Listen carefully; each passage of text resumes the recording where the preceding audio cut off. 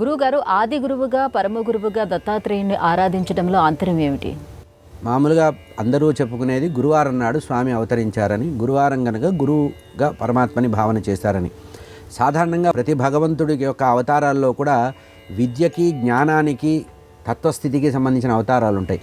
శంకరుడికి దక్షిణామూర్తి జ్ఞాన రూపం, అట్లాగే దత్తాత్రేయ స్వామి అవతారం పూర్తిగా జ్ఞానాత్మక అవతారం. లోకంలో ఎవరికైతే అజ్ఞానం బాగా పెరుగుతుందో ఆ అజ్ఞానం పోగొట్టడానికి, అజ్ఞానాన్ని నుంచి జ్ఞానం వైపు వికసనం కలిగించడానికి పరమాత్మ గురువుగా కనబడతారు. లోకంలో చాలామంది గొప్ప గొప్ప వాళ్ళందరికీ కూడా గురువుగా దత్తాత్రేయ స్వామిగా మనకు కనబడతారు. మొట్టమొదటిగా పరశురాముడికి గురువుగా స్వామి మనకు కనబడతాడు.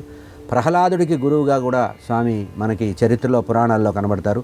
దేవీ భాగవతంలో ప్రహ్లాదుడికి అజ్ఞానం పెరిగితే అజ్ఞానం పోగొట్టి జ్ఞానాన్ని వికసించి తత్వోపదేశం చేసింది పరమాత్మే అంటారు.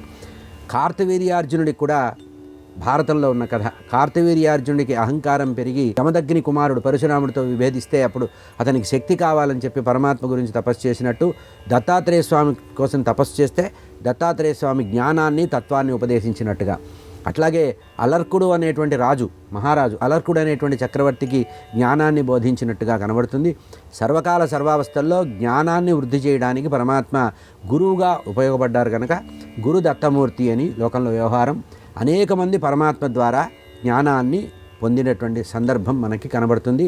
ఇప్పటికి కూడా హిమాలయ పర్వతాల్లో గంభీరంగా తాను జ్ఞానాన్ని ఉపదేశిస్తున్నట్టుగా, అక్కడికి వెళ్ళి తపస్సు చేసి సాధన చేసేవారికి జ్ఞానాన్ని ఉపదేశించినట్టుగా మనకి అనేక గ్రంథాల్లో, కథల్లో కనబడతాయి. కనుక గురుతత్వమే దత్తాత్రేయ తత్వంగా భావన చేయాలి. గురువు అంటే దత్తాత్రేయుడే.